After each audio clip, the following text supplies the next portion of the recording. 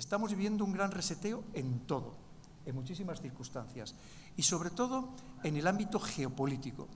Pensar que lo que estamos viviendo, y antes lo he comentado con alguna de las personas que habéis estado ahí en la firma de los libros, de cómo había un orden establecido, y nos lo están diciendo todas las grandes autoridades mundiales, como dicen, un orden establecido basado en reglas, un orden establecido también teniendo en cuenta un contexto geoeconómico muy determinado, muy concreto, y de repente eso se está desmoronando. No, ya prácticamente está desmoronado en gran medida, porque lo que estamos viendo es un traspaso de poderes, un desequilibrio de los poderes con respecto a lo que había, de un gran imperio que lo dominaba todo, que era Estados Unidos, y de repente se encuentra con un grandísimo adversario, que es China, que le está comiendo el terreno en cada vez más ámbitos, básicamente en tres: tecnología, finanzas y economía, que al final están íntimamente relacionadas y es la que configura todo.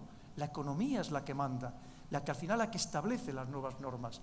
Y eso es lo que está cambiando a una velocidad inusitada. Porque es cierto que estos cambios de imperios, que podíamos hablar, que a lo largo de la historia habrá habido una quincena de ellos, de estos cambios, pero que se produzca con tanta rapidez nunca jamás, como está sucediendo. ¿Esto qué significa? Que al final nos afecta a todos, porque vivimos en un mundo hiperconectado, en un mundo globalizado, en el que cualquier cosa que sucede, incluso en la parte más remota del planeta, vemos como cada vez más nos afecta de una forma más instantánea y más universal.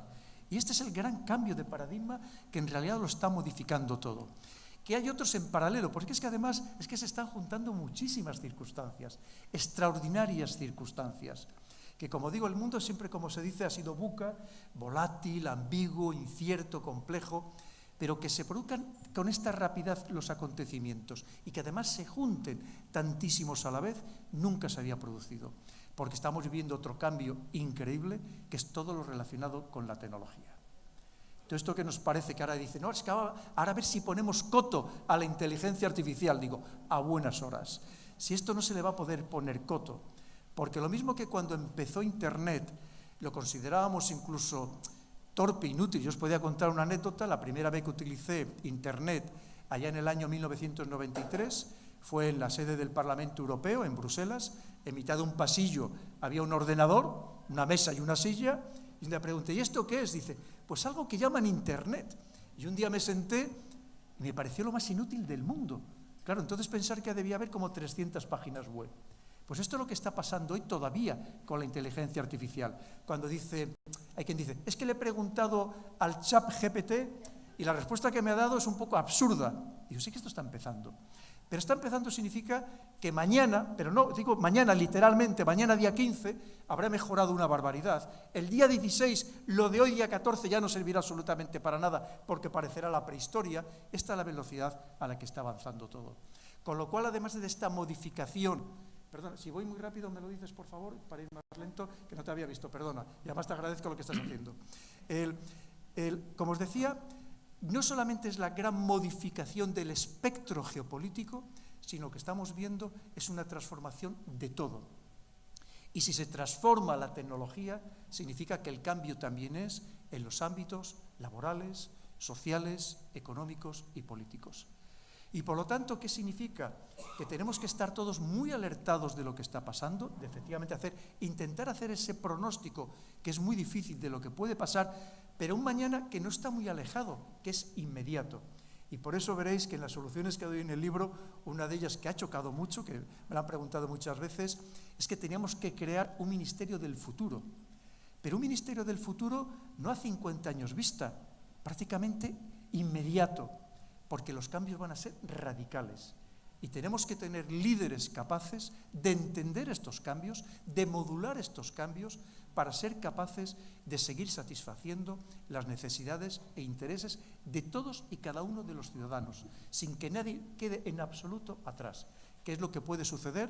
Porque esto, al camino al que vamos ahora mismo, es que va a haber una pequeña élite tecnológica que sea la que domine todos estos cambios, y el resto prácticamente no vamos a significar nada. Es más, me atrevo a decir que casi molestemos, porque lo que hasta ahora haremos la energía, los seres humanos, las personas, es que vamos a ser prescindibles cada vez más. Hoy, por ejemplo, una de las noticias de hoy, que podíamos poner cada día una diferente, que ponía que una cadena de comida rápida ya estaba utilizando robots para repartir la comida en Madrid. Es decir, esto es todos los días. Es que va a haber la modificación en el transporte, en el ámbito de la docencia, porque estos chat GPT van a estar en los colegios ya mismo, con el deterioro que también puede significar, como bien decía Alberto. Pero no solamente eso, pensemos incluso a esas actividades más o menos rutinarias, pero que podían realizar arquitectos, ingenieros, de mediciones, te lo van a hacer también la inteligencia artificial. La abogacía, ya ha habido juicios en Estados Unidos donde el abogado defensor ha sido una inteligencia artificial. Pero esto en el propio periodismo, claro, es que los artículos, con darles 2 o 3 palabras claves, te lo va a hacer en minutos, te lo va a hacer una inteligencia artificial, pero con referencias, con notas a pie de página, con bibliografía. Ese es el camino al que vamos.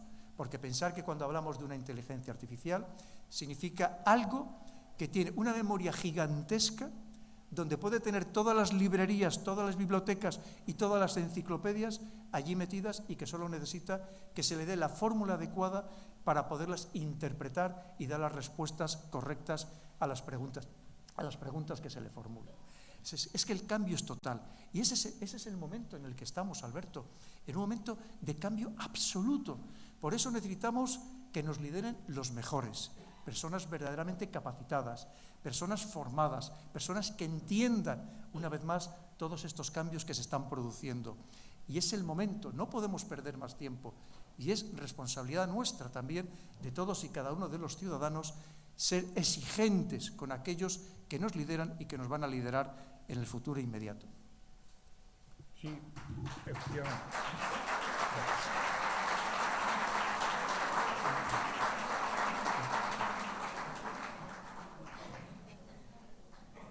Efectivamente, cuando uno está dentro de lo que está sucediendo, no se entera. Tú has comentado una anécdota del Parlamento Europeo, creo que ha sido cuando has dicho de Internet. A mí personalmente me pasó igual. Yo estaba en París en mayo del 68 y no me enteré de lo que había ocurrido hasta que volví a España y leí el Paris Match. Allí yo no me enteré. En mi opinión, ese fue un momento clave en ese periodo de preparación tan largo. Yo creo que todo lo que está ocurriendo, o parte de lo que está ocurriendo importante, es el mayo del 68. Y después creo que el reseteo, el botón del reseteo, fue el COVID o la COVID, como tú has dicho. ¿Cómo se puede interpretar? Claro, si me permites, fíjate, Alberto, creo que la pandemia y el confinamiento lo que hizo fue acelerar tendencias que ya se venían manifestando. Por ejemplo, con el tema del confinamiento, especialmente en España, se ha dado un fenómeno que es habituarnos a buena parte de la población a las compras por Internet, a las compras electrónicas. Que esto, por cierto, lo que significa es que se está destruyendo buena parte del comercio local. Lo estáis viviendo en Badajoz y se vive prácticamente en cualquier ciudad, cómo se están cerrando cada vez más establecimientos.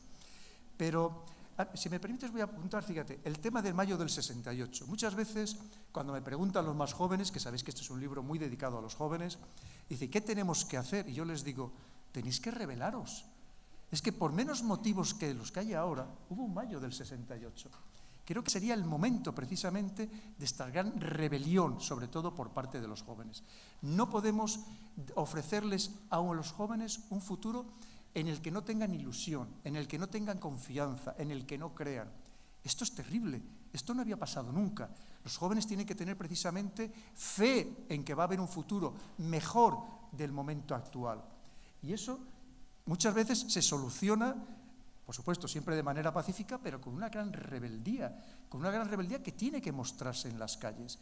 Yo entiendo que ahora mismo hay un gran apaciguamiento de los jóvenes con los dispositivos electrónicos, con los TikTok, con todas estas cosas, con el móvil que parece que no somos capaces de levantar la vista de él. Sabéis que los estudios dicen que hay quien se pasa 6, 7 y 8 horas diarias viendo el móvil, y muchos jóvenes, en muchos casos adolescentes, que los padres creen que se han echado a la cama a dormir y en realidad siguen viendo el móvil hasta altas horas de la madrugada, ¿no? Eso también es importante. Y hay otro tema también que no creo que se me olvide, que lo has apuntado al principio y que además te han aplaudido merecidamente, que es el tema de la educación.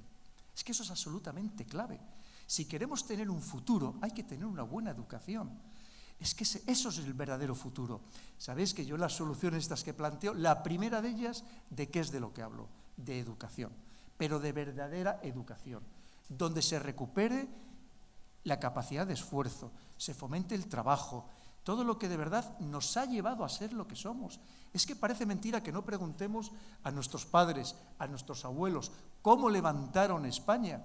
Evidentemente con esa vocación de esfuerzo, de sacrificio máximo en lo personal, muchas veces quitándoselo ellos para podérselo dar a los hijos y que tuvieran efectivamente ese futuro mejor. La educación es clave absolutamente en todo. ¿Qué es lo que están haciendo los países inteligentes, los países que están preparándose para el día de mañana? Y creo que habría que hacer un esfuerzo de verdad, por ejemplo, para aquellos jóvenes, aquellos niños, con independencia de dónde hayan surgido, que sean de la condición más humilde del mundo, si de verdad tienen interés y tienen capacidades intelectuales, hay que becarles al máximo para que puedan estudiar en los mejores lugares del mundo, no solo de España. ¿Qué es lo que hicieron la revolución Meiji en Japón? ¿Qué es lo que está haciendo ahora mismo China? Mandar a los mejores cerebros, con todo pagado, a estudiar, a aprender, a absorber ese conocimiento. Y esto hay que hacerlo con mucha seriedad, porque una vez más es preparar el día de mañana. Un día de mañana que lo estamos viendo, que va a ser muy complicado, que va a ser cada vez más competitivo, donde esa competición va a ser absolutamente a muerte, y si no tenemos esa juventud bien preparada, ilusionada, desde luego lo vamos a tener terriblemente complicado. Claro, es que según se deduce del libro, según deduzco al menos yo de la observación de la realidad, es que los esfuerzos van justamente en la dirección contraria. Hoy leo, por ejemplo, en el periódico que varios partidos políticos se han puesto de acuerdo y están haciendo muchos esfuerzos para lograr lo que llaman la educación universal, es decir, que los niños vayan a una guardería a partir de los 0 años.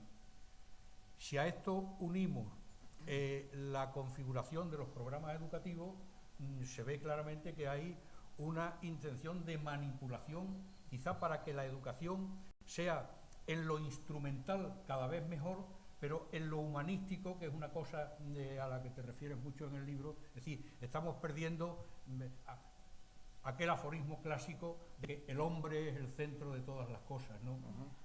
Y yo me temo que de lo que se trata precisamente es de anular esa capacidad de decisión y hacer cada vez más difícil un levantamiento, una revolución. Sí, una vez más esto creo que tenemos que abordarlo de una manera de Estado. Es decir, abandonar las ideologías, la politización de todas estas situaciones y verlo como configurar el presente, pero para preparar el futuro. Eso creo que es la clave absolutamente de todo. Esto no tiene nada que ver, como digo, con las ideologías, que además sabéis que como militar soy apolítico y lo que quiero es el bien colectivo para todos y cada uno de los españoles. Pero es que eso es fundamental, esa educación en la que verdaderamente se nos prepare para el mañana, pero has dicho también algo muy interesante, Alberto, sin perder el humanismo. Porque lo que no podemos, y yo pongo un decálogo al final del libro que hablo precisamente de eso, claro, que lo que no podemos permitir es que la tecnología vaya por delante de la ética y de la moral, que eso es lo que nos ha configurado también como colectividad, en lo que ahora mismo estamos aquí en esta sala o en este receptáculo, es precisamente el sentirnos humanos, sentirnos colectividad, que nos apoyamos los unos a los otros, que somos un grupo interesado en salir a flote todos a la vez. No una vez más esa élite que domina la tecnología y que nos esclavice a los demás. No podemos permitir que además nos convierta en esclavos tecnológicos, por así decirlo. Y para eso tenemos que abundar en todo lo que significa el humanismo. Y también algo que para mí he insistido 1000 veces y seguiré insistiendo, y lo he puesto en todos mis libros, empezando por el primero, Así se domina el mundo, no abandonemos el estudio de la historia. La historia, como muy bien decía Alberto, la historia es lo que nos permite entender el presente y hacer un pronóstico bastante fiable de lo que va a ser el futuro. ¿Por qué? porque cambiará efectivamente la tecnología, pero hay cosas que no van a cambiar nunca. Nuestras ansias de poder de los seres humanos, nuestras debilidades, nuestros pecados capitales, nuestras emociones, eso no va a cambiar nunca. Y por tanto tenemos que entender y leer mucho la historia, como digo, para intentar pronosticar lo que va a pasar en el futuro. Es clave. Si perdemos todo eso es que estamos dejando de ser personas y a lo mejor seremos seres humanos / robots o robots / personas. Pero creo que por encima de todo debemos ser personas que controlemos a los robots y que controlemos la tecnología y que controlemos la inteligencia artificial. Efectivamente, ese sería el objetivo. Lo que ocurre es que ya hay otras historias hechas mirando al futuro, y estoy por referirme a las más conocidas, a los célebres años decisivos de Spengler o al 1984, en el que la historia se escribe cada día según convenga. Y yo me temo que esa es una tendencia ya muy arraigada y muy difícil de superar. Pero lo podemos hacer. Es verdad que tenemos que hacer un esfuerzo todos. Es decir, antes lo comentábamos a mediodía comiendo, que es que hemos entrado en un estado de narcotización social que a veces que nos cuesta trabajo responder. Es muy curioso, porque estoy convencido de que si hoy hablara con todos y cada uno de vosotros de manera individual, me daría cuenta, como siempre me doy, de que todos somos mucho más sensatos, más inteligentes, estamos más despiertos de lo que parece. Pero en cambio, cuando actuamos como grupo, parece que es que nos están anestesiando, ¿verdad? Y que nos falta un poco esa respuesta global, esa respuesta de conjunto. Y creo que también es muy importante, porque al final nos estamos jugando todo también como conjunto. Y eso es algo clave, Alberto. Claro. Pero yo personalmente soy bastante escéptico en cuanto a la posibilidad de revertir la tendencia. Yo mucho me temo que al final va a quedar como erróneo aquello que se atribuye a Lincoln y a Churchill y a los distintos autores, de que no se puede engañar a todos, todo el mundo. Yo me temo que se está engañando ya a todos, todo el mundo. Sí, la frase dice, puedes engañar a 1000 personas un día, pero no puedes engañar durante 1000 días a una persona. Y es cierto que hoy nos engañan durante 1000 días a las 1000 personas, es cierto. Porque pensar que nunca el poder ha tenido tantos medios a su disposición para manipularnos como hoy. Precisamente por esa hiperconexión que antes comentábamos, lo sencillo que es manejarnos no solo a través de los medios tradicionales, de los medios digitales, sino a través de las redes sociales. El problema es que cada vez hay más personas que se informan solo y exclusivamente a través de las redes sociales, muy especialmente los jóvenes, y están total y absolutamente manipuladas. Y tenemos que decirlo bien claro. Y por eso tenemos que intentar hacer un esfuerzo también por buscar otras fuentes de información. Sé que muchos de vosotros, porque me lo habéis dicho, pues veis estos programas de YouTube, que sabéis que muchas veces los cancelan, los eliminan, pero que intentamos hacer un esfuerzo por aportar otras realidades. ¿Que todos podemos estar equivocados? Por supuestísimo. Aquí nadie tiene la ciencia infusa ni tiene la verdad absoluta, ¿no? Pero que desde luego hay que intentar hacer ese esfuerzo por ir más allá de aquello que nos quieren sistemáticamente imponer. Pero creo que siempre debemos mantener esa fe, que es verdad que es muy difícil salir de estas dinámicas, tremendamente difícil, pero creo que tenemos que seguir intentando, Alberto. Sí, en eso estamos. Lo que ocurre es que, hombre, a lo largo de la historia, sabes perfectamente, ha habido muchas revoluciones, unas revoluciones en forma de algarada, violenta, otras más sutiles, revoluciones hechas siempre desde arriba, no desde abajo. Es decir, porque incluso la Revolución Francesa a la que tú hacías referencia, que parece que la hicieron la Sans-Culotte y tal, aquello estaba perfectamente. Y lo reflejas tú en el libro perfectamente, esos centros ignotos de poder, de toma de decisiones, de marcadores de rumbos, pues no sé, Davos, Heidelberg, el Club de Roma. Cuando no se sabe, como militar, bueno, ese es un elemento principal, ¿no? En fin, nos escurrimos el pecho y vamos a tomar la trinchera. Pero cuando no hay trinchera, ¿qué tomamos? ¿Cómo nos defendemos? Y yo me temo que estamos en esa situación. Mira, en el penúltimo libro, el que he escrito que se titula El poder, que es un poco reinterpretar la obra del Príncipe de Maquiavelo, yo leyéndolo, porque aquí muchas veces solamente vemos la parte esa maquiavélica de Maquiavelo, valga la redundancia, pero Maquiavelo también nos habla del príncipe bueno, que curiosamente era Fernando de Aragón, Fernando el Católico. Y claro, yo pensaba, digo, si ahora mismo Maquiavelo levantara la cabeza, se quedaría asustado por lo que está sucediendo, pero por lo que está sucediendo no por lo que nos están haciendo, sino por la falta de respuesta ciudadana. Pensar que por motivos mucho menores de algunos de los grandes escándalos que estamos viviendo, nacionales y europeos, se habían asaltado parlamentos, se habían atacado a las autoridades, por mucho menos. Porque Maquiavelo nos decía que, por ejemplo, una de las labores principales del príncipe era la protección de la vida, la hacienda y la honra de los ciudadanos. Y hay veces que claramente nos están deshonrando, pero a base de un escándalo tras otro. Lo que pasa es que son tantos, tan frecuentes, y además el siguiente está mucho mayor que el anterior, que es que ya no le damos importancia, lo normalizamos, los hemos interiorizado y ya, efectivamente, si es que al siguiente dice, pero si ya no sé, el Tito Berni, de estas cosas que dice, ya parece que ya fue prehistoria, ¿no? No, ya ha sido ayer, y que todavía está ahí, podía estar en el candelero, y en cambio parece que desaparece. Pero efectivamente ahí es cierto que hemos entrado en este estado una vez más de pasividad social y política, que es preocupante. Es preocupante porque hay muchas cosas clarísimamente que mejorar, y lo estamos viendo, me lo comentáis todos vosotros. Pensar que este libro, si me lo permites, Alberto, este fue un libro que me ha llevado 2 años de trabajo.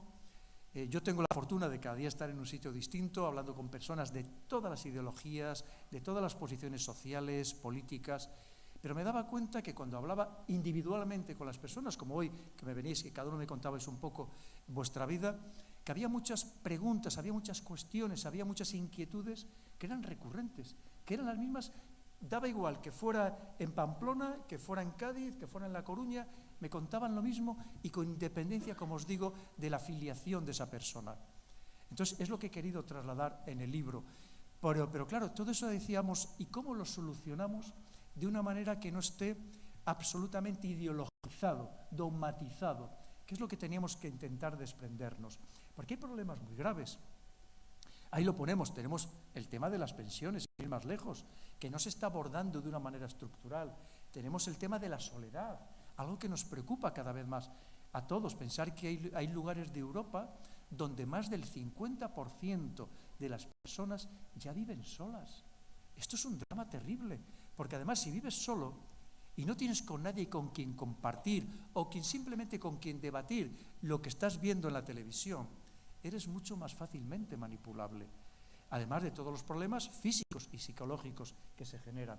Hay problemas muy graves, y esto no es una cuestión de ideologías, no es una cuestión de siglas, es una cuestión de sociedad, de ver cómo en conjunto podemos encontrar soluciones. Y para eso es verdad que necesitaríamos algo absolutamente clave, que serían políticos que nos hablaran de unión, que no nos hablaran de desunión, que no nos hablaran de polarización, como estamos sufriendo, porque si estamos polarizados, estamos rotos, y si estamos rotos, nos pueden llevar por el camino que quieran.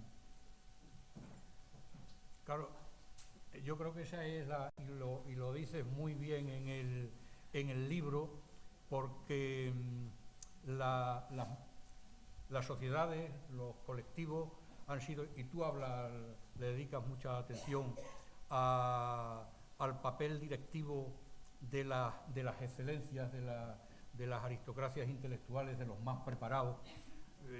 Parece como si estuviéramos ahora sometidos a la ley anti-Darwin, en la que triunfan y progresan no los mejores sino los peores.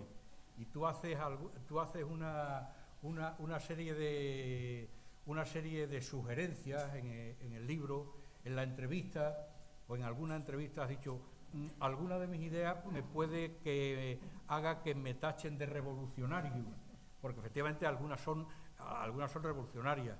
Por ejemplo, el hacer unos cursos de formación para políticos, el hacer una oposición para políticos, porque por una parte enumera a 9 clases de políticos, pero por otra parte te refieres a 3 de una manera, hombre, podría decirse inmisericorde o podría decirse muy realista. Es decir, ¿quiénes son los que se dedican a la política? Entendiendo por quienes se dedican a la política son los que dirigen. Y entonces, en fin, bueno, que lo lean, no quiero yo decir que lo lean quiénes son esas 3 clases, y probablemente empezando por ahí trataríamos de arreglar, sobre todo en España, donde hay una hipertrofia con menos habitantes que en Alemania, que en Francia. Tenemos más funcionarios, tenemos más políticos, tenemos más burocracia, tenemos más trabas. Yo creo que ese es un problema. Porque es que efectivamente la burocracia se convierte en una traba. Se convierte, y los que habéis intentado sacar un negocio adelante, pues lo sabéis perfectamente, que casi es una odisea, es un acto de heroísmo hoy en día el montar una empresa, ¿no?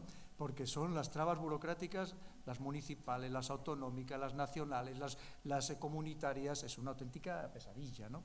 Pero mira, efectivamente, una vez más, al margen de las ideologías, por supuesto que cada uno tenga la suya, eso solo faltaría, ¿no? Pero es que necesitamos a los mejores. Es que no podemos conformarnos con cualquiera. Y para ser los mejores, y digo, esto no significa que haya una élite que sea la que se forme para dominarnos, no. Como decía, hay personas que pueden, y lo digo yo, que yo soy de origen muy humilde, por eso es que lo digo con conocimiento de causa, y el ejército me lo ha dado todo, por supuestísimo, siempre estaré infinitamente agradecido. Pero lo mismo, personas que de verdad de valía, pero como hacen en otros países. Por ejemplo, sin ir más lejos, ahora mismo que tanto se habla de China, es que en China, desde muy pequeñitos, cuando ven un niño o una niña de verdad muy capaz, es que con independencia de dónde proviene, la están preparando para el día de mañana. Os cuento un caso. Ahora mismo, por ejemplo, en ICADE, que sabéis que es un sitio muy elitista en Madrid, me contaban el otro día el padre de un chico que está estudiando allí. Dice, ahora mismo, el alumno más brillante, con mucha diferencia de ICADE, y van alumnos muy brillantes, es una chica china. La llevan preparando desde los 6 años. Claro, es que es lo que hay que hacer. Es decir, vamos, y como digo, personas, y que vamos a prepararle. ¿Tú qué te gusta? ¿Te gusta ser capaz de dirigir la vida de los demás porque estás de verdad volcado en servir a los demás? Te vamos a preparar para ello. Y habría que tener algún sitio de formación. Lo que no puede ser es que estemos dejando las riendas, una vez más, como decía Maquiavelo, de nuestra vida, nuestra hacienda y nuestra honra, a personas sin ninguna preparación, sin ninguna formación, que lo único que tienen es una base ideológica que les condiciona todas y cada una de sus decisiones. Y esto digo en todo el espectro, ya sabéis, me lo habréis llegado a decir 1000 veces, como militar, y además lo llevo absolutamente a rajatabla, nunca hablo de unas siglas, nunca hablo de personas en concreto, hablo del espectro en general de la política, que obviamente como ciudadano sí que tengo derecho a hacer una crítica generalizada de la situación en la que nos encontramos. Y es que necesitamos a los mejores, personas que las hay, pero si tenemos además una juventud maravillosa, la masa la tenemos ahí, solo necesitamos conformarla bien. Y vuelvo a poner el ejemplo, me tenéis que permitir que lo vuelva a decir, porque es que no me cansaré de repetirlo, lo estoy diciendo desde que me pasó ese día allí donde voy, que lo que el otro día viví en el Instituto Donoso Cortés de Don Benito, de vuestra tierra.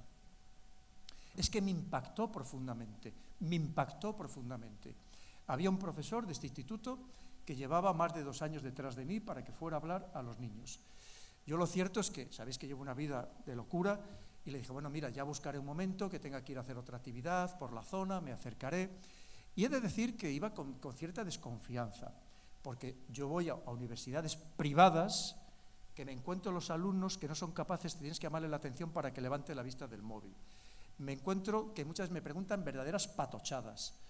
Y cuando llegué dije, verás tú, y me encuentro primero un profesor volcado con sus alumnos, y lo demostraba con un respeto hacia él y un afecto increíble, muestra de que efectivamente él también se preocupaba de los alumnos, que no había tirado la toalla como suele pasar con muchos profesores y muchos maestros que no aguantan más el pelear con los alumnos, con los padres de los alumnos, que a veces son peores, con las faltas de respeto de unos y otros, con la dirección del centro, con la Consejería de Educación. Y me encuentro que me dice, mira, Pedro, dice, en principio solamente iban a venir los alumnos de bachillerato y nos han pedido, por favor, niños desde los 11 años, venir voluntarios. Y hemos tenido que limitar a un máximo de 10 por clase porque no cabían más y era un salón muy grande. En todo momento un silencio total. Ninguno, y no les habían retirado los móviles, en ningún momento ninguno miró el móvil. Y me hicieron unas preguntas que ya quisiera yo que en muchos casos me hicieran personas mayores, personas adultas. Una vez más, ¿qué me demostró? Bueno, primero que en las pequeñas poblaciones hay todavía hoy más respeto y más valores y más educación que en muchos lugares de las grandes ciudades. Pero sobre todo que tenemos esa juventud maravillosa. Me hicieron una entrevista a 2 chicas que tendrían unos 16 años, extraordinaria, extraordinaria. ¿Qué es lo que necesitan? Formarles, prepararles. Pues ahí tenemos de un instituto público. Oye, pues esos chicos valen, esas chicas valen. Vamos a becarlas y vamos a prepararlas para el día de mañana, para que sean buenas servidoras de todos nosotros, de toda la sociedad, de todos los españoles. Ahí los tenemos, vamos a ayudarles. Y que no solamente sea una élite, una oligarquía. ¿Qué es lo que está sucediendo, Alberto? Porque la educación pública en muchos sitios, empezando por las universidades, se ha deteriorado tanto que cualquiera que tiene dinero lo que se va es a la educación privada. Una educación muy elitista, donde además crean grandes lobbies entre ellos, que son los que pretenden dirigirnos a los demás. Creo que tenemos una vez más que ser capaces de tener una buena educación pública, pero una educación pública exigente, donde se exijan también los profesores, donde apoyemos a los profesores, precisamente para que no existan estas faltas de respeto y de disciplina, y que efectivamente esos jóvenes sean verdaderamente el futuro que necesitamos para el día de mañana. Efectivamente.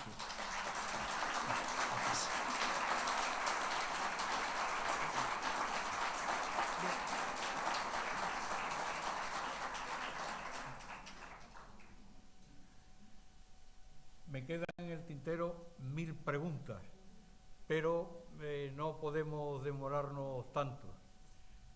Yo,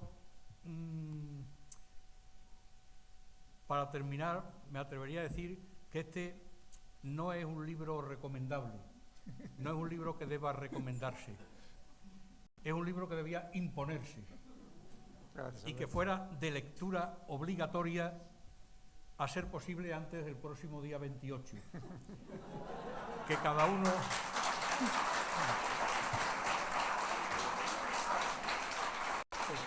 Si me permites, sabes que sacó la editorial, porque este libro me tuvieron que quitar como 200 páginas porque me había extendido y ya era bastante grueso, ¿no? Y además la editorial es cierto que ha hecho un gran esfuerzo por contener el precio, pensando que es un libro de buena calidad, buenas pastas, en fin, con sobrecubierta. Pero yo le pedí, por favor, que había una parte que me parecía que era clave, pensando ahora en las elecciones, y efectivamente sacó un librillo, una edición especial, que son unas 80 páginas, que venía de regalo, con la 5ª edición, es que duró nada, o sea, fue al día siguiente de ponerlo en las tiendas, ha desaparecido. Y es una pena, no sé si lo querrán reeditar, porque precisamente era de cómo teníamos que votar. Y no hablábamos de siglas, hablamos de cómo teníamos que votar. Leyendo los programas electorales, pensar que a la persona que hemos votado, cuáles son sus antecedentes, si ya previamente te ha mentido descaradamente, si es una persona honrada, si es una persona que ha estado involucrada en grandes escándalos, digo, de todas las siglas. Entonces, claro, que votemos de una manera inteligente, reflexiva. Es que nos estamos jugando el futuro. No podemos votar por inercia, porque mi familia siempre ha votado a este partido, porque me fue mal en la mili, entonces odio a los militares y a los de derechas, porque resulta que mi familia, No, es que no podemos hacerlo así. Tenemos que hacerlo porque además las circunstancias van cambiando. Y a lo mejor hoy votas a un partido y mañana hay que votar a otro porque una vez más el mundo ha cambiado y la situación nacional también, la situación económica, todo, ¿no? Pero es que tenemos que, de verdad, hacer las cosas con una profunda reflexión. Pero eso es parte también de nuestra obligación como ciudadanos. Es que esto no es un juego. Cuando dicen, Es que el juego de la política, y luego ya sabes, pues se compran los votos o se cambian los escaños y los tránsfugas y no sé qué. No, perdona, esto no es un juego. Esto no es una cosa lo más serio que existe. Una vez más, es que esas personas pueden destruirte tu vida, pueden destruir la sociedad, pueden destruir todo aquello que tanto les costó crear a nuestros padres y a nuestros abuelos. Es que tenemos que tener a los mejores, por supuestísimo. Así que hay una cosa, a mí me gustaría dejar que preguntaran, porque, mira, cuando voy a los SIS siempre me decían, dice, no dejes preguntar, sabes que hay gente muy pesada, que casi te da el otra charla. Digo, es que a mí no es que no me importe, es que quiero que me cuente sus problemas, porque precisamente contándome esos problemas es lo que ha dado origen al libro. Así que por mi parte, todas las preguntas que hagan falta, por supuestísimo. Muy bien. Bueno, aquí hay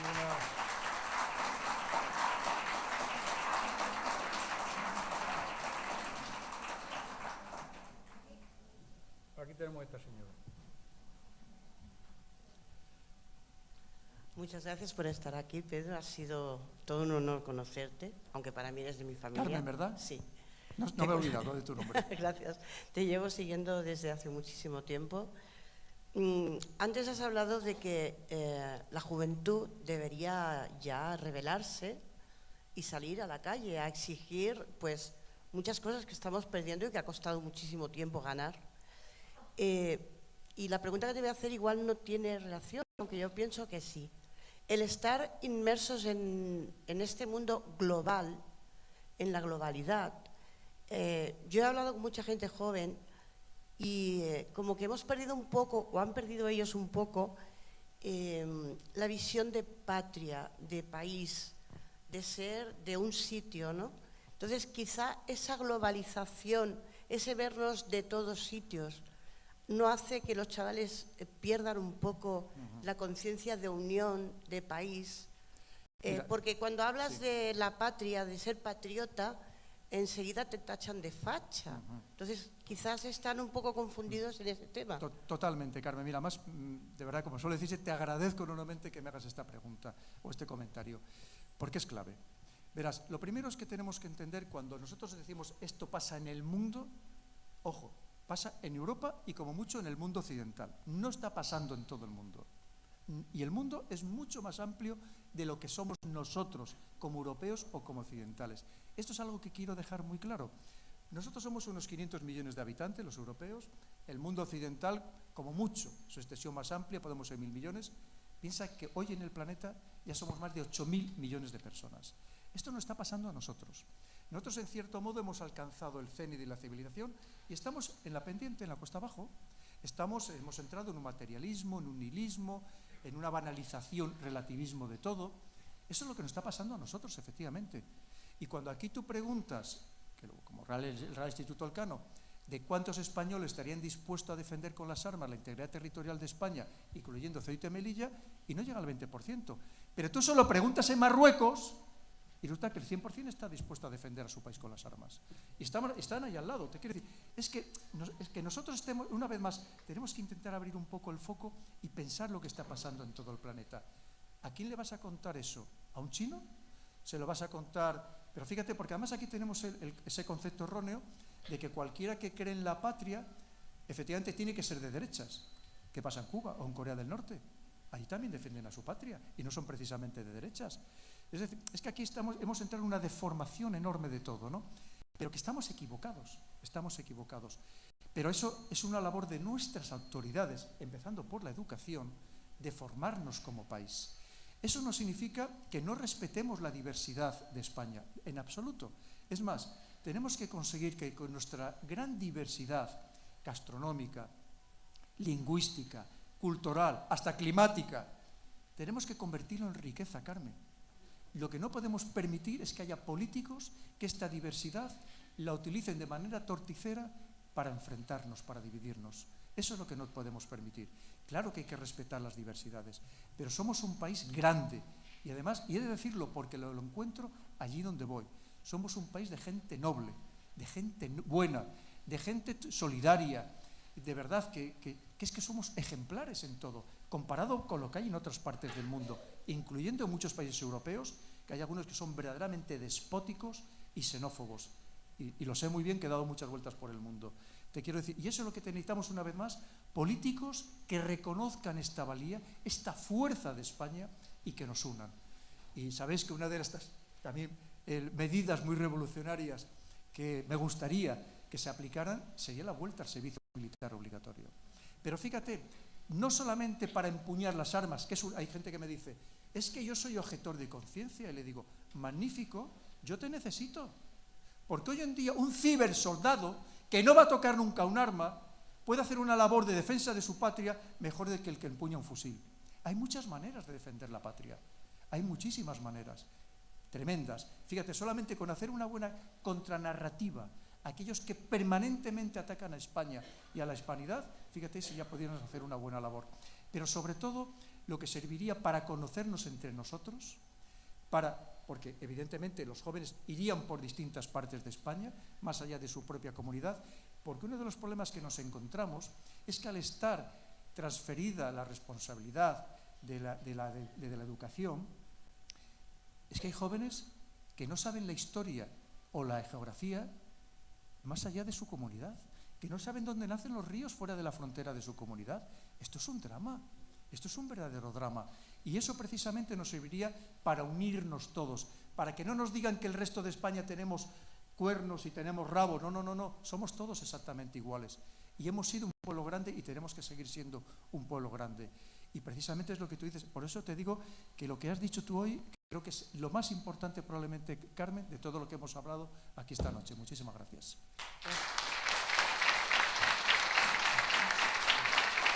Tenía una segunda pregunta muy cortita, gracias por esta respuesta. No sé si hay más personas que quieran preguntar algo por no monopolizarlo, Carmen, si te parece. Es muy cortita solo. Venga, es el que me rollo soy yo, Carmen. ¿Qué podemos hacer cada uno de nosotros como ciudadanos individuales para mejorar un poco? Porque claro, uno en televisión escucha en todos los programas y piensas, pero ¿yo qué puedo hacer como ciudadana para poner mi grano de arena para que España... Se pueden hacer muchas cosas, Carmen. Mira, lo que te digo, lo primero, protestar de manera pacífica, pero protestar.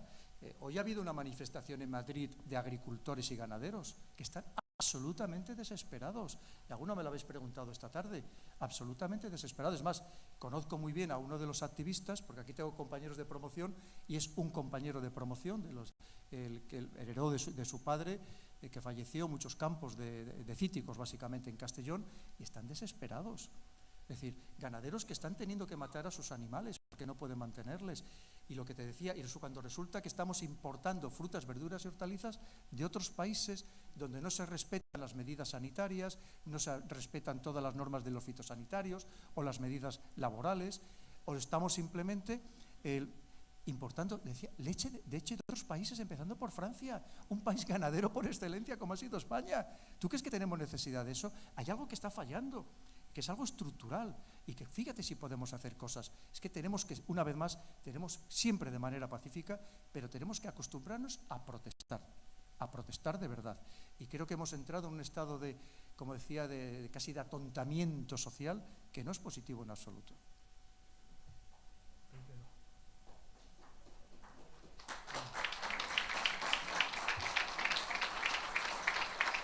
Gracias.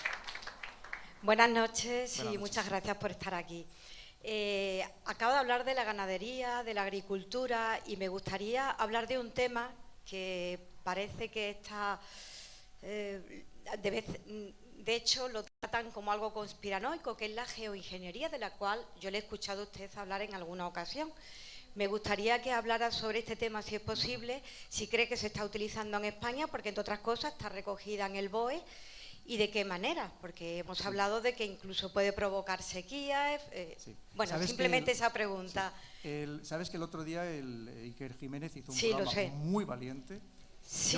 Yo no participé porque la verdad es que es un tema que no domino, no entra dentro de mis temas. Vamos a ver, ¿que la geoingeniería existe? Sí. Que se puede modificar, no el clima, el tiempo, es decir, de manera temporal, tanto evitar, por ejemplo, que llueva o que granice, de muchas maneras, lanzar todo tipo de productos químicos a la atmósfera, hasta con bombas de sonido para evitar, por ejemplo, las granizadas. También se puede hacer todo lo contrario. Hoy vinieron las noticias, sin ir más lejos, que Estados Unidos quiere implementar unos sistemas para propiciar las lluvias. Pero esto, claro, esto es un arma terrible, porque al final la lluvia que cae en el planeta durante un año es exactamente la misma. Es decir, lo que pasa es que caerá, donde no caiga en un lado, te va a caer en el otro, evidentemente. Y además es cierto que existe una variabilidad climática que no significa que siempre se respeten los patrones por parte del clima.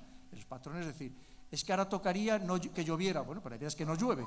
Y en España, fíjate, la primera gran sequía de España documentada es de los años 200 y pico antes de Cristo, que se secó completamente toda la península hispánica, la Hispania entonces, ¿no? Y si lees, por ejemplo, a los grandes clásicos romanos, a Plinio, a Mela y Estrabón, cuando habla de la península ibérica, te dice que había sitios que solo daban esparto de lo seco que estaba todo. Es decir, que esto es tradicional, ¿no? Lo que pasa es que es verdad que ahora hay una serie de medidas, por supuesto, yo no quiero pensar que alguien lo esté haciendo de manera intencionada, solo nos faltaría, ¿no? Pero a mí me gusta ser claro, te quiero decir, si no hay algún tema que no sé, yo no hablo de ello con rotundidad, ni muchísimo menos. Pero es verdad que llama mucho la atención que, por ejemplo, se estén destruyendo estos, los azudes, las presas, los embalses, precisamente en este momento. Es decir, que por un lado te están diciendo que estamos sufriendo una gran sequía, es cierto que es relativa, porque hoy los pantanos están, antes de incluso que empezara a llover estos días, estaban al 55%, cuando después de la gran sequía, que yo la viví en Toledo y se secaron hasta los chaparros del campo de maniobras de la Cama Infantería, del 90 al 96, que algunos acordaréis, la media de los pantanos en España terminó, no llegaba al 25%. Y el otro de la semana pasada, cuando estuve en Oviedo, y tengo los vídeos que os los puedo mostrar, por ejemplo, el pantano de los barrios de Luna, en León, estaba al 100%. Y yo ese pantano en el año 2017 lo he visto seco completamente. Hay un club náutico y el pantanal que tiene lo he visto en el suelo completamente. Te quiero decir que es relativa a partes de España que evidentemente lo están pasando mal. Pero en este contexto que te están diciendo tan extremo, parece que no tiene mucho sentido destruir todas estas presas, ¿verdad?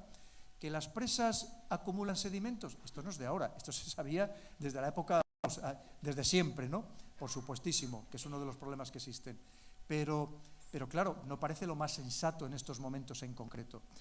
Yo quiero pensar que quien está haciendo esto lo está haciendo con algún juicio, quiero pensar, pero lo cierto es que cuando hablas con personas que de verdad saben de estos temas, como por ejemplo Javier del Valle, que estaba el otro día en el programa, que es doctor en climatología, y que fue presidente de la Confederación Hidrográfica del Ebro y que algo sabe de agua, él te dice que esto no tiene ningún viso de sensatez en absoluto. Es lo que te puedo decir. Sí, pero este señor concretamente confirmó hace unos años que se estaba utilizando yoduro de plata y que se desconocían las consecuencias y era precisamente para evitar la lluvia o el granizo. Entonces estamos viendo que estos últimos años en España unas nubes químicas o estelas químicas, de hecho en Badajoz, no sé si los que estamos aquí presentes lo han visto, el viernes pasado unas nubes circulares, por decirlo de alguna forma, porque yo creo que eran estelas.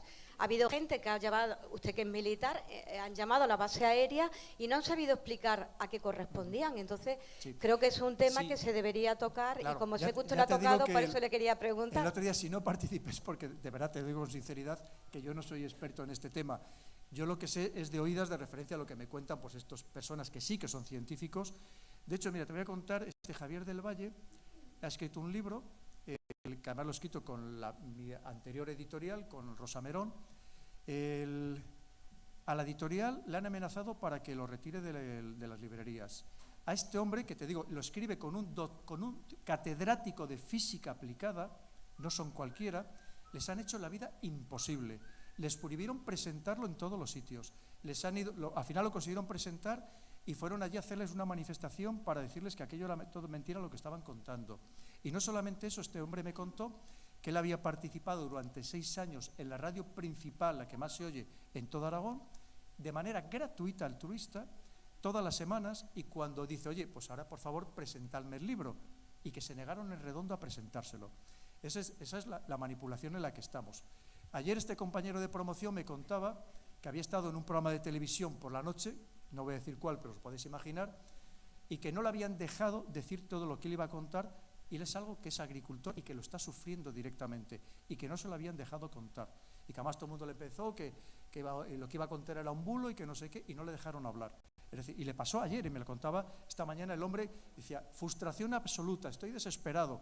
Me llevaron allí y al final una tomadura de pelo, no me dejaron contar nada. Gente que sí que de verdad está en ello. Yo te digo, sinceramente, no te lo puedo decir si eso lo es o no lo es. ¿Que se puede modificar? Sí. ¿Que el yoduro de plata se ha utilizado desde hace muchos años? También. Ahora, yo sí quiero pensar que evidentemente, ojalá no lo estén haciendo con nosotros, porque solo faltaría. Bien, perdón, ¿hay alguna otra pregunta? Y cambiamos de tema. No, tú ya sabes, yo digo, piensa mal y te quedarás corto.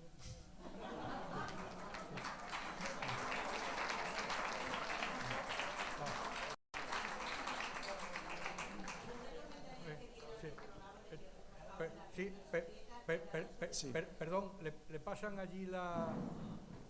¿Sí? Hola, coronel, buenas noches, soy Samuel, ya nos conocemos. Muchas gracias por estar aquí en Badajoz. Bueno, se ha mencionado la palabra elecciones. Como sabe, hay un país que ahora mismo está en proceso electoral y que es un país muy importante, que es Turquía. Correcto. Que está en esa bisagra entre Europa y Asia, que es un miembro de la OTAN y que además es un agente importante dentro del conflicto que se está produciendo en Ucrania. No sabemos lo que va a pasar todavía, pero esa no es solamente la preocupación. Hay otra también, que esta mañana en los informativos se abría con la noticia de que Zelensky estaba en conversaciones con Alemania para obtener misiles de largo alcance y posiblemente atacar posiciones dentro de Rusia. Bueno, esa es otra preocupación, pero otros jóvenes como yo tienen otras preocupaciones incluso más banales, como el que tienen que ver en Netflix esta noche, en la programación, o incluso algunos compañeros que mañana su preocupación está en qué trabajo pueden optar, porque hay algunos que están en continuo desempleo. Pero enfocándonos en lo que está pasando allí en Ucrania, coronel, ha pasado más de un año. No tenemos visos de paz y cada vez esa delgada línea roja está a punto de traspasarse. Si se hablan de misiles de largo alcance, ¿qué podemos esperar?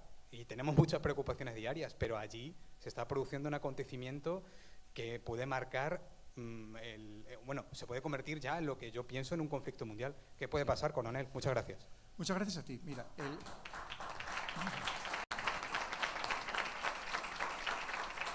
es que has tocado muchos temas que nos daría para hablar mucho rato. Turquía. Turquía, además de un problema, digamos, interno, él piensa que Erdogan primero fue alcalde, luego fue presidente, luego primer ministro, y lleva así pues de principios de los años 90, ¿no? Ahora actualmente tiene 68 años, si mal no recuerdo. El que se presenta como su gran contrincante, que no sabemos el resultado de las elecciones todavía a estas horas, o por lo menos no me he enterado, él tiene 73. ¿Y qué sucede? Que allí también hay mucha geopolítica. Sabes que ahora mismo Turquía se negaba a que el último país que quería ingresar en la OTAN, que era Suecia, después de Finlandia, entrara porque Suecia ha acogido a muchos kurdos y Turquía está en guerra con los kurdos, en guerra abierta, con los kurdos que existen en su país y con los kurdos de los países de alrededor, como es el caso, por ejemplo, de Siria. Y entonces, como reconocía a los kurdos, Suecia, pues entonces Turquía no permitía el acceso de Suecia en la OTAN. Porque para ingresar en la Alianza Atlántica, todos los países ya miembros tienen que autorizar ese ingreso. ¿Qué sucede? Que resulta que el que ahora mismo es su contrincante, este es un hombre que, como dice él, que quiere estar a bien con la comunidad internacional, que significa con el mundo occidental, que está acusado, no solo por Erdogan, sino por otros muchos, de estar apoyado por Estados Unidos y por la CIA, que es la que le ha llevado al puesto actual. Y entonces, claro, digamos que a Estados Unidos le interesa sobremanera, porque Erdogan hasta ahora jugaba una doble baza, una ambigüedad, entre, por un lado, apoyar a Estados Unidos y, por otro, apoyar a Rusia, a la que quería comprarle, por ejemplo, por los sistemas más avanzados, de los más avanzados antiaéreos, como son los S-300 y los S-400. Y además también, en muchos casos, pues ha sido de los que ha intentado también mediar en el conflicto de Ucrania. Tampoco ha condenado de una manera excesivamente firme la invasión de Rusia en Ucrania. En fin, y en cambio, el que ahora se postula como sustituto, este hombre ha dicho que daría un cambio radical y daría un apoyo absoluto, que por cierto, él está apoyado por los kurdos también, y no nos olvidemos por partidos islamistas. Partidos islamistas que ahora se han unido prácticamente todos precisamente contra Erdogan, que ha sido uno de los grandes fomentadores del islamismo dentro de la propia Turquía desde que llegó al poder. Entonces, es una situación compleja que al final hay intereses geopolíticos, pero como pasa en Sudán, que podíamos hablar, que además de haber un problema intestino, evidentemente también hay muchos intereses geopolíticos, y es que ahora mismo estamos en un momento muy convulso desde el punto de vista de la geopolítica.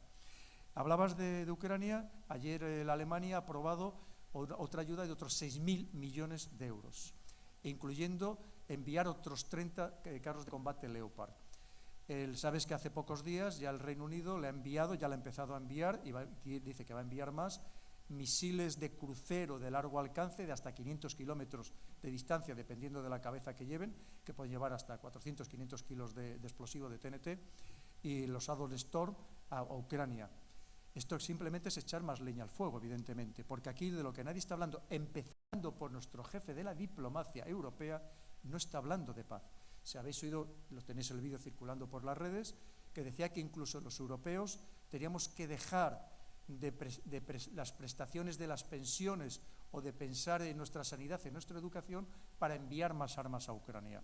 Entonces, eso lo está diciendo el jefe de la diplomacia. Y el plan de paz de China, que es verdad que es muy astuto y que podíamos desmenuzar esos 12 puntos y pues también muy ambiguos, sabéis que al final Estados Unidos no ha querido saber nada ni otros países nada. Hoy, si habéis visto las declaraciones de Zelensky visitando al Papa, lo que ha dicho es que no quiere que el Papa medie en una negociación, porque lo que quiere es recuperar todo su territorio, incluyendo Crimea. Entonces, es que lo tenemos muy complicado, porque una vez más, recordar que allí no solo es un enfrentamiento entre Rusia y Ucrania, es una verdadera guerra mundial la que allí se está librando. Y tenemos que decirlo con rotundidad. Y el problema es que nos han metido a toda Europa, incluyendo a España, y también no me cansaré de repetirlo, que si mañana se generaliza, Dios no lo quiera, seríamos los primeros que entráramos en guerra, porque en Letonia, en la frontera con Rusia, tenemos fuerzas terrestres y carros de combate, que son la primera vez que han salido en toda la historia de España, de nuestras fronteras, carros de combate, además de los aviones que ya llevan tiempo en la patrulla del Báltico. Quiere decir que estamos en una situación muy, muy crítica, con una Polonia también muy crecida, amparada por el mundo anglosajón, donde sabéis que está construyendo un ejército que quiere llegar a tener 500.000 de efectivos, 500.000 de soldados, una auténtica barbaridad, y que además con unas inversiones, algunos de estos países en defensa, que no corresponden ni siquiera con su capacidad económica, teniendo en cuenta que, por ejemplo, los países bálticos llegan a tener una inflación del 25%, el que menos creo que la tiene ahora mismo del 18%. Entonces, ese es el contexto en el que estamos, un contexto muy delicado, que lo enlazamos con ese enfrentamiento China, evidentemente Estados Unidos, en el que Estados Unidos está haciendo también una apuesta muy importante, pero como están haciendo el otro bando, porque aquí cada uno está jugando a sus propios intereses, y el problema es que nosotros estamos en mitad del emparedado y probablemente seamos los que terminemos pagando, como ya nos está sucediendo, las consecuencias de todo. Pero claro, fíjate que es que estamos hablando del otro bando, que ya no solamente es China, no solamente es Rusia, es todo ese conjunto de los países BRICS, en los que además hay otros 19 países que ya se han postulado para unirse, y probablemente en la próxima reunión que va a haber en agosto de estos BRICS finalmente ingresen en esta nueva alianza mundial, que además ya tienen un Producto Interior Bruto superior al de los G7, que se siguen considerando a sí mismos los países más industrializados del mundo, y evidentemente en gran medida ya no lo son. Entonces te quiero decir que es un momento, una vez más, es que estamos viviendo un momento de inflexión histórico que es imposible saber exactamente en qué se va a traducir, pero que desde luego, tal y como está ahora mismo la tendencia, en bueno, muy poco. Y que desde luego, ojalá se calmen las aguas, porque si no lo podemos tener muy complicado. Pues una vez más, lo primero, es que llama mucho, ¿a ti no te llama la atención que políticos que decían que cuando llegaran al poder iban a disolver el Ministerio de Defensa y de repente están aumentando, duplicando los presupuestos de defensa? Pero entonces, es que una vez más tenemos que saber a quién votamos, evidentemente. Pero, pues, y si no, como me decían, votar en blanco, que al final también ayuda, ¿no? De alguna manera. Bueno, preguntar por favor de uno en uno, que si no nos liamos. Dime. Buenas noches, Pedro. Yo quería seguir hablando de geopolítica, ya que ha abierto el melón de Ucrania. ¿Qué hay que ver con Marruecos? ¿Se invierte en Marruecos para que prospere? ¿Estados Unidos sigue teniendo injerencia ayudando a Marruecos a que prospere? ¿Argelia? ¿Qué pasa aquí? Sí, pues, ¿Va el futuro de aliados? ¿Hay un posible de aliados con Marruecos o enemigos para siempre? sí. Mira, es que es un tema también que nos da para hablar muchas horas y que no se puede simplificar en 5 minutos. Por favor, siéntate si es tan amable. Muchas gracias. Mira, ¿qué sucede? Con las relaciones con los vecinos siempre son complicadas y lo veréis en vuestro propio edificio, ¿no? No hay que ir mucho más lejos, en vuestra propia comunidad. Pero claro, una cosa es el intentarte llevar bien y otra cosa es ser condescendiente en exceso. Sobre todo con culturas, que son culturas diferentes, que ellos no entienden el que tú seas generoso, o el que tú seas amable, el que tú seas desprendido, que ellos lo ven simplemente como algo de debilidad, como te ven como vulnerable.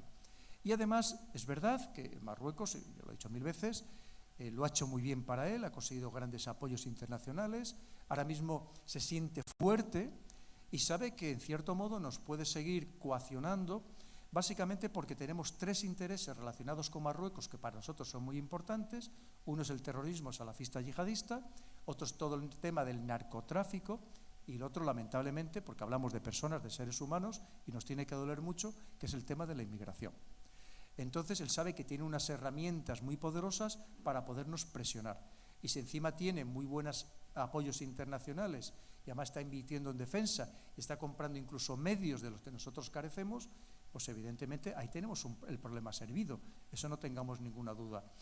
¿Qué necesitamos una vez más? Pues políticos firmes, verdaderos estadistas, que es lo que necesitamos. De tal manera que tú te intentes llevar bien con todo el mundo, pero entiendas su idiosincrasia y sepas plantarte en un momento determinado. Pensar que el otro día nos decía, lo dijo en la prensa, la exministra González Laya, que no digamos que es verdad que lo hizo bien en el tema de Gali, de este dirigente del Frente Polisario, pero ella decía que había sido Marruecos la que había ordenado a nuestro gobierno que la cesara. Te quiero decir, ¿eso es admisible? Evidentemente no. Es decir, hay muchas cosas que no podemos permitir. Y hay muchas cosas que además tenemos que trasladar a nuestros ciudadanos. Trasladar cuando a vez que alguien dice, como recientemente el presidente del Senado, el marroquí, que Ceuta y Melilla son suyas y que en cualquier momento se apoderan de ellas, aquí tenemos que tener una buena contranarrativa. Y no la tenemos, esa es la realidad. Entonces tenemos que tener una vez más políticos que, como yo digo siempre, y esto lo tengo en muchas entrevistas en prensa, que tengan mano de seda pero en guante de hierro, porque si no, desde luego, que sepamos que nos van a seguir toreando y lo van a seguir haciendo. Muy bien. Pues no, ahí hay una pregunta más. Venga, pues una última que, sí, más que nada por el que se quiera marchar, que ya os digo, yo no tengo ninguna prisa, estoy a vuestra disposición. Alberto, oye, pues, muchísimas gracias, muy amable.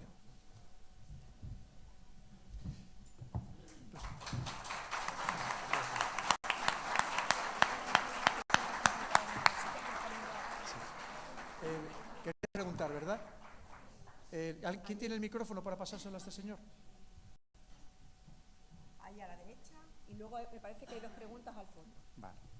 Hola, buenas noches. Mi nombre es Javier. La pregunta es muy sencilla. Es sobre unos vídeos que he visto de José Antonio Zorrilla y quería saber si me han llamado mucho la atención. He estado leyendo sobre lo que ha dicho y quería saber su opinión sobre, bueno, pues la tendencia que tiene sí. Europa de irse hacia Rusia con Napoleón, con eso. ¿Qué ocurriría si cae la tercera Roma, como dicen? O esas, digamos, el mundo anglosajón consigue, digamos, imponer la economía como la impuso después de la perestroika en aquellas tierras y en aquellas gentes, porque sí. Ahora con el termofaz o no sé qué, de esto de que se está derritiendo el hielo, todo aquello, el Ártico... El permafrost. Permafrost, siempre me sale mal el nombre. El Ártico, digamos que es ahora mismo uno de los sitios más candentes, ¿no? Pues que me abrís tantos temas, el Ártico.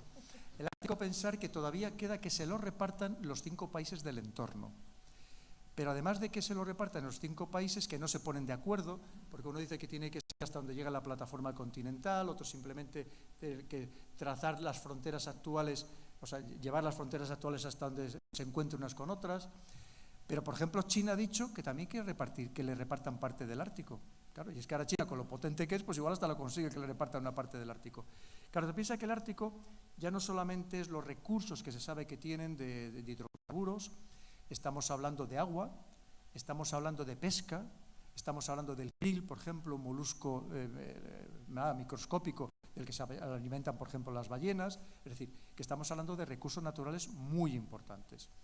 Y es cierto que además ahora ya, desde hace ya 3 años, ya se permite, ya es posible el paso de buques de gran calado durante todo el año, sobre todo por los 2 pasos, el que controla Rusia, que para eso Rusia también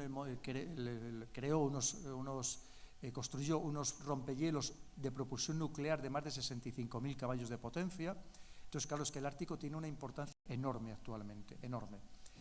Pero, ya te digo, es que piensa que es que ahora hay muchas cosas en juego. En el momento tú me has hablado de la economía, pero es que la economía, el problema es que quien la está transformando es China junto con Rusia. Que está una revolución total. ¿Cuál es? Pues, que nos daría para hablar, tengo muchas horas, voy a intentarlo explicar. Tú piensas que el poder de Estados Unidos su columna vertebral es la economía. Y cuando hablamos de economía, hablamos del dólar. Todo lo demás que tiene, sus 18 servicios de inteligencia, el Pentágono, con todo lo que significa, está para reforzar esa columna vertebral. Y el problema es que se la están minando y se la están torpedeando. Porque están minando precisamente el dólar, que básicamente su fortaleza estaba basada en 3 parámetros. Por un lado, que era la principal divisa de reserva para muchísimos países, la práctica totalidad. Por otro lado, porque era la que se empleaba en la práctica totalidad de las transacciones internacionales. Y finalmente, por la venta de los bonos del Tesoro estadounidense.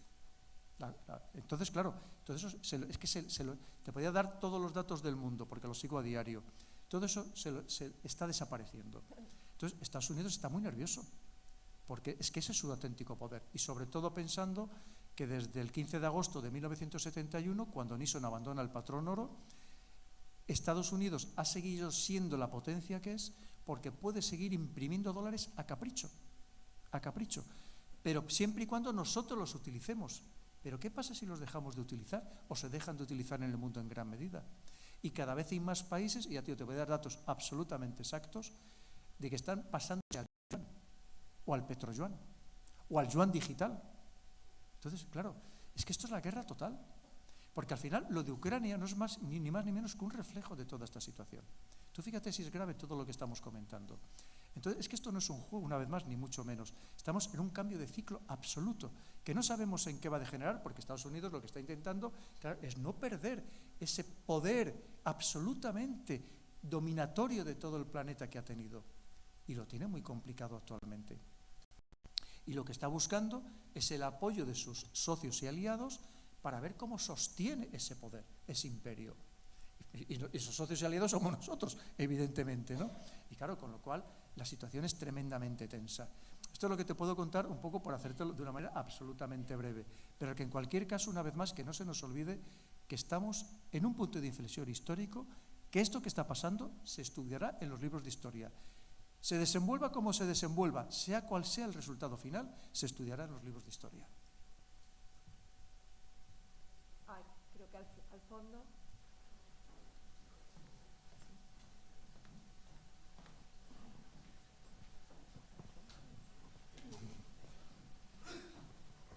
Buenas noches. Buenas noches. Primero, bueno, gracias, y sin intentar profundizar mucho, no quiero hacer una reflexión realmente, quiero hacer una pregunta o pedirle un consejo.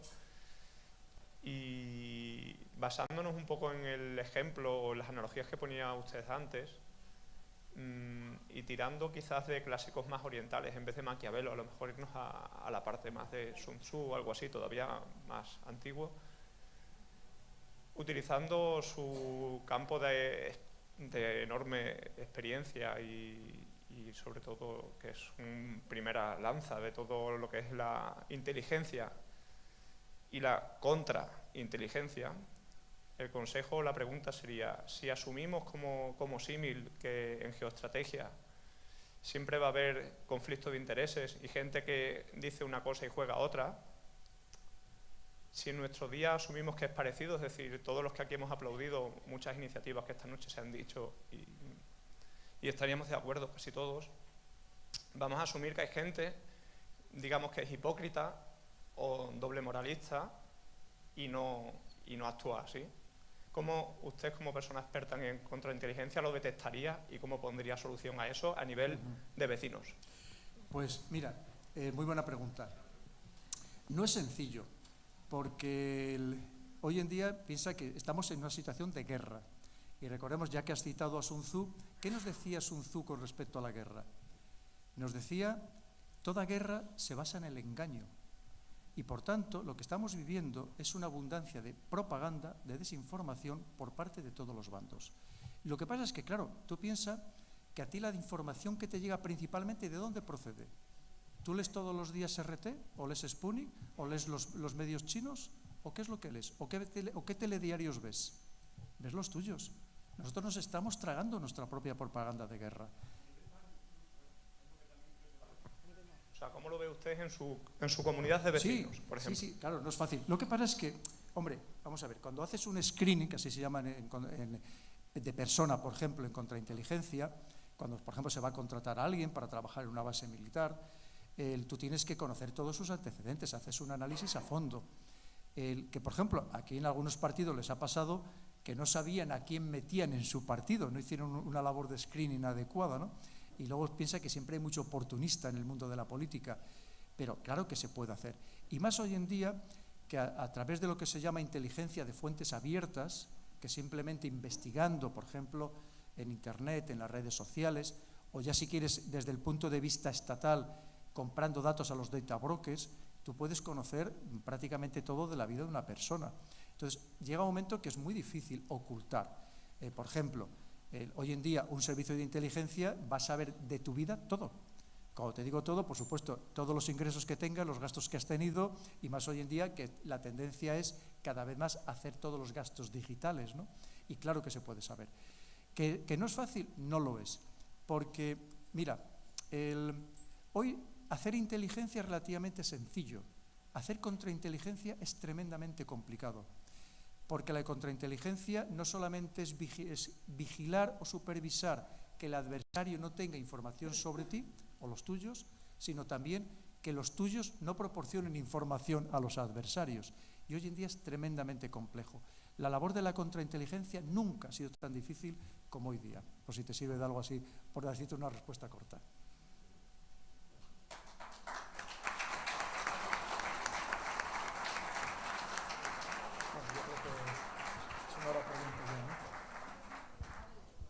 Si os parece la última, ¿os parece, Pedro? Sí, yo por mí. Pero... Ah, no os parece, digo. Hombre, más que nada porque es que es muy tarde y muchas personas ya se tienen que marchar, claro, que tendrán que cenar también, ¿no? Ahora que allí al fondo. Gracias. Dale. Espera. Quería...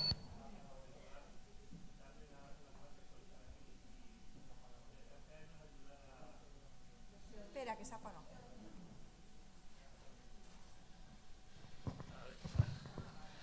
Buenas. Quería en primer lugar darle las gracias por estar ayudando a mucha gente a abrir los ojos por lo que está pasando hoy en día. Entonces, quería hacerle dos preguntas muy concretas que están interrelacionadas, digamos, una con otra. La primera es, digamos que estamos, se puede decir que estamos hoy en día viviendo en unos tiempos muy convulsos en los cuales, podemos decir que estamos ya inmersos en una tercera guerra mundial, porque realmente lo que se está viendo con lo de Ucrania es un poco es el pistoletazo de salida de todo lo que está pasando y lo que puede digamos, ocurrir más adelante, ¿no? Porque esto no parece que vaya a terminar, esto parece que es que va a continuar. Y yo aquí en esto quería preguntarle si cree que esto puede llegar a desembocar en la utilización de armamento nuclear. Pues mira, muy buena pregunta también. Verás, efectivamente hay que pensar que estamos en guerra. Esa es la realidad. Siéntate, por favor, si es tan amable. Mira, ¿qué sucede? Piensa que la guerra se libra de muchas maneras. Hoy en día las grandes potencias, entre ellas, procuran no enfrentarse precisamente por el riesgo de que esto degenere en un holocausto nuclear, ¿no? ¿Qué sucede? Que efectivamente lo que hacen es enfrentarse indirectamente, como pasaba durante la Guerra Fría, de buscar escenarios de confrontación entre la Unión Soviética y Estados Unidos. Pero que la guerra está servida, no tengamos ninguna duda. Hay una guerra económica, porque hoy en día principalmente la guerra se hace con instrumentos económicos, lo vemos con las sanciones, con los embargos, impidiendo negociar los mercados internacionales, tratando de expulsar del sistema SWIFT o de lo que sea, ¿no? Pero luego hay otra guerra muy interesante, que es la que nos afecta a todos nosotros, que es la guerra cognitiva. La guerra cognitiva es digamos que llevar al máximo de sofisticación lo que hasta ahora es lo que se llamaba la guerra psicológica. Es mucho más avanzado.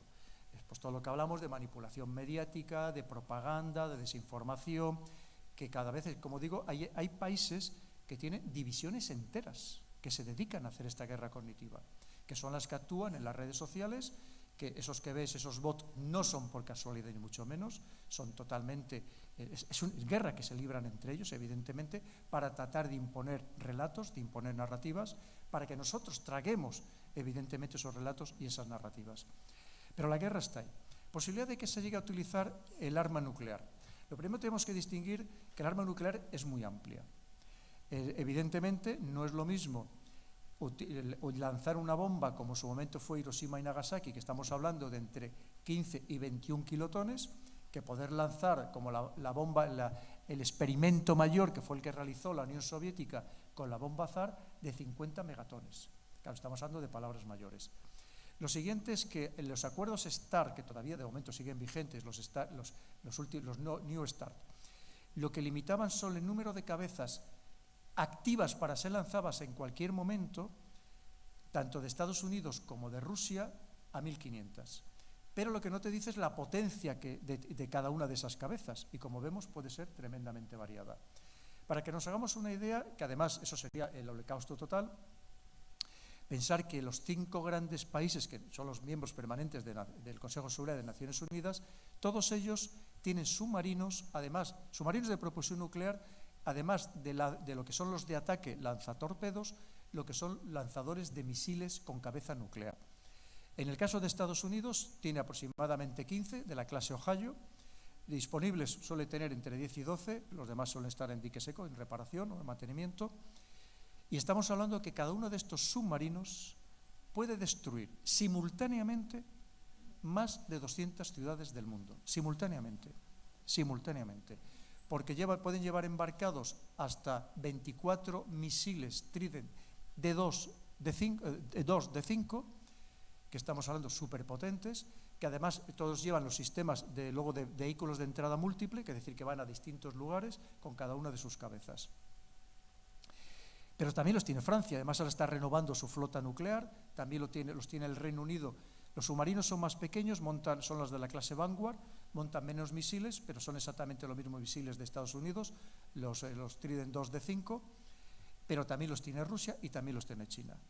Y además son submarinos que solamente un puñado de personas en el país saben exactamente dónde están, porque precisamente son de respuesta en caso de que su país sea atacado.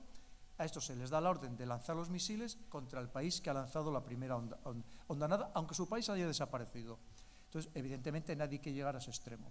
Pero, dentro de eso, están lo que se llama, que no están reguladas por absolutamente ningún convenio internacional, que son las bombas tácticas, las bombas nucleares tácticas. Una bomba nuclear táctica puede ser de 0,3, 0,5 kilotones. Hay bombas convencionales que tienen más potencia. Pero claro, piensa que una bomba convencional solo tiene 2 efectos, que también tienen las nucleares, que son los efectos mecánicos y los térmicos. Pero además las nucleares tienen los efectos radiactivos y electromagnéticos. Vosotros pensar por un momento el efecto psicológico que tendría que mañana en Ucrania Rusia lanzara una bomba nuclear táctica, aunque fuera de 0,3 kilotones. Cada kilotón sabéis que son 1000 toneladas de TNT. E imagínate que lo lanzara. El impacto de que viéramos en Europa un hongo nuclear O sea, sería el pánico total. O sea, todos estos ahora tan envalentonados de vamos a la guerra, como veis a muchos tertulianos, que muchos no han hecho ni el servicio militar, ni han visto un carro de combate, ni disparar a un ATP, a una pieza de artillería por la noche, que es impresionante. Y dice, vamos a la guerra, vamos a la... ¿Tú te imaginas que mañana vieran un hongo nuclear en Europa? La mitad saldrían corriendo para América. Ya te lo digo yo, directamente. Entonces, claro, tiene otros efectos. Pero fíjate, yo no descarto, conociendo la idiosincrasia del pueblo ruso, yo no descarto de que en caso de verse absolutamente acosados, absolutamente, digamos, llevados al límite, que llegaran a emplear armas nucleares tácticas en suelo ucraniano. No lo descarto en absoluto. De hecho, las últimas bombas que han utilizado, las bombas de vacío, estas bombas tienen una capacidad de destrucción increíble. Según Rusia, que no sabemos tampoco si es verdad, hace poco destruyeron un búnker de la época soviética enterrado a más de 150 metros de profundidad con varias capas de acero y de hormigón, y lo destruyeron, y según ellos mataron al menos a 200 asesores de Estado Mayor de países de la OTAN. Parece que solo han recuperado 30 o 40 cadáveres, también ya tengo la información, porque la información que nos llega está absolutamente desvirtuada por parte de unos y de otros. Cuesta mucho trabajo saber lo que realmente está sucediendo, por más que sigas a canales de Telegram, todo lo que tú quieras, cuesta mucho trabajo saber exactamente lo que está pasando sobre el terreno. La prueba está que hoy en día, que todo el mundo tiene teléfonos móviles, ¿cuántas escenas de combate de verdad ves de Ucrania? Hay más escenas de combate, como digo siempre, de la Primera Guerra Mundial que de esta guerra. Llevamos 15 meses de guerra, todos los días lanzándose misiles, todos los días lanzando masas de artillería, y en cambio hay muy poca información al respecto. Pero sí que te digo, en resumen, una vez más, yo no lo descarto en absoluto, incluso le daría una probabilidad del 50% de que se llegara a utilizar armas nucleares tácticas, que eso no significa, bajo ningún concepto, que indefectiblemente supusiera una escalada que llevara a utilizar armamento nuclear estratégico de la categoría que estamos comentando.